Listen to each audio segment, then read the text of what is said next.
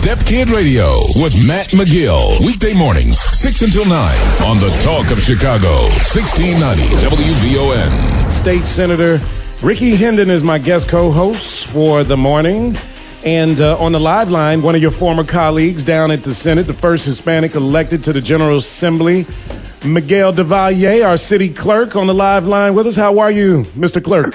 Good morning, and good morning to my friend Rickey. Hey, Miguel. How you doing, my brother? How are you? Good to hear you. All right. I'm going to guess that your childhood hero, Mr. Clerk, was probably Roberto Clemente.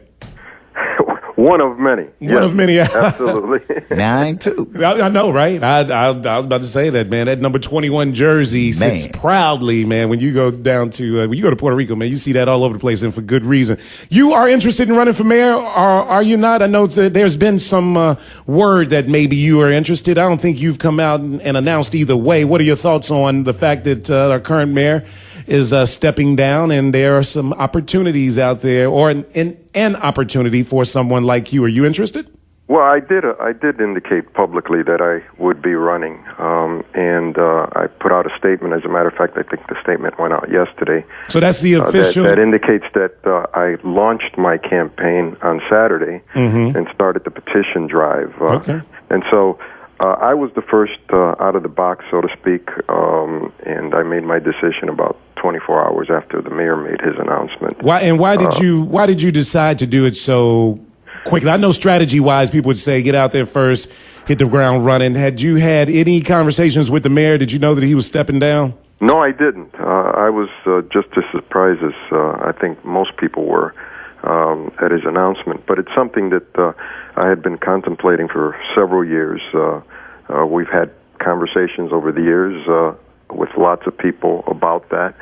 And once the mayor made that decision, I decided that I would make the run. Now, would you have run? Let's say the mayor had decided to run again. You probably would not have decided to run. No, I wouldn't have. And I'm curious about this.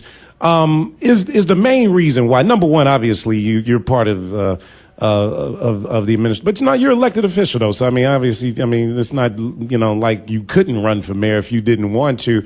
But I'm getting that a lot of reasons why people didn't want to run against the mayor. It's not that they didn't think that they could beat him, but that the mayor, and you comment on this too as well, Senator, is that the mayor really locked up most of the fundraising money that was out there. And obviously, you can't run for mayor unless you can get the money. Well, the money is important, but I don't think the money will determine who is the next mayor of the city of Chicago, and I certainly hope that it's not the money.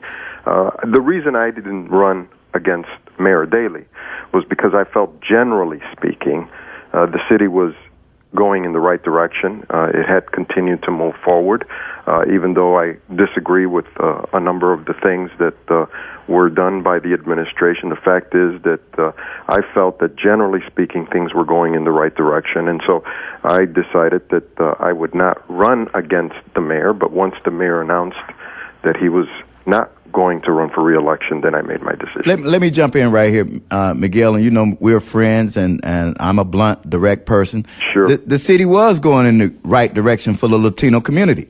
The mayor created the Hispanic Democratic Organization. Al Sanchez testified on the stand that he was allowed, and the key word here is allowed, to fire black people so he could hire Hispanics. Now, that's what he testified to. And he didn't testify to that so it could send him further, give him more time in the penitentiary. He testified to that so people would know he wasn't doing it by himself, that he wasn't doing it on his own.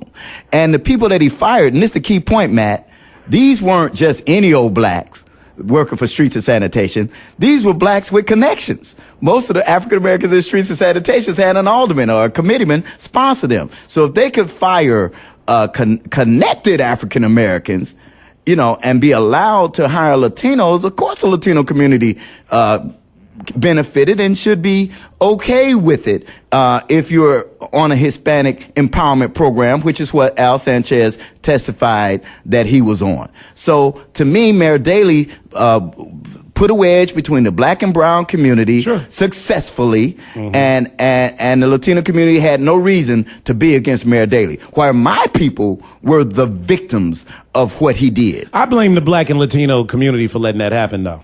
Well, let me jump in there, right, Ricky, because Ricky knows, when I went down to Springfield immediately, I became a member of the Legislative Black Caucus, and I was politically born during Harold Washington's time as mayor. It was the first time that I got involved in politics.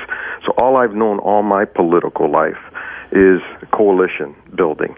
That's all I've known. All I've known is what African Americans and Latinos have in common rather than the differences. And that's all I've ever focused on. In no way do I condone, and Ricky knows this very well, that I've never been into patronage, and I've never condoned any kinds of actions along the lines of what he's describing. The important thing is that in this city, and for anyone who wants to be mayor of the city, no one can be mayor of the city now or in the future without establishing strong working relationships that are based on fairness and equity and parity with the African American community. Well, do you think what Al Sanchez testified to being allowed to do was fair to the African American community? Of course, it's not fair to the African American community. Just like it's not fair when other groups lock out any group. That's absolutely unfair to anyone. Now, let me say this, Matt.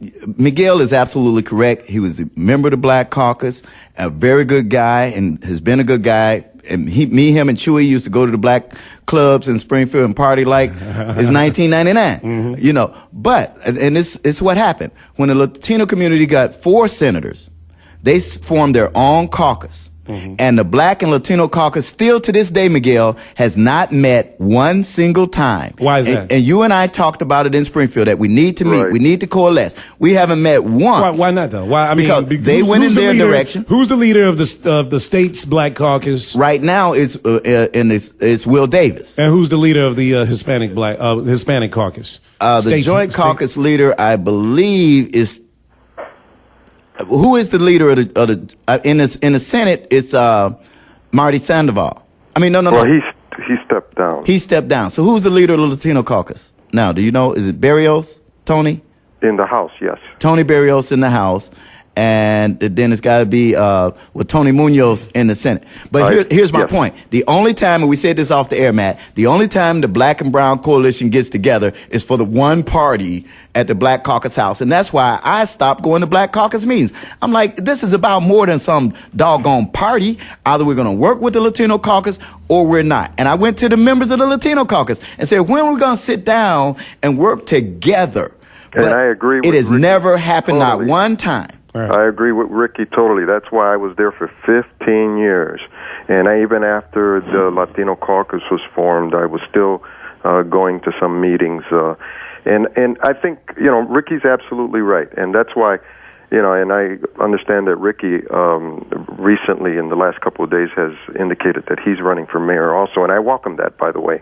I think that after 67 years in the city of Chicago, this is the first opportunity to vote for someone who's going to occupy what is now, in effect, an open seat. And right. I think people should have as many choices as possible. And so I encourage Ricky and any other Latino candidate that will be out there, because there'll be several Latino candidates, to speak about coalitions and to talk about how it is that we put all our words into action, because we certainly talk about the need for coalitions. Right. And this time we're talking about coalitions for the purpose of making sure that governing in the city of Chicago is such that it is inclusive, totally inclusive. We cannot have any group out there feeling or perceived as being a group that's being taken for granted, right. and we cannot be exclusionary in any way. Well, let me say this, Miguel. You might elect the mayor. I gotta say this, man. Okay. All right, let him finish, and I'll let you go ahead. Go ahead and say it, Mr. Clerk.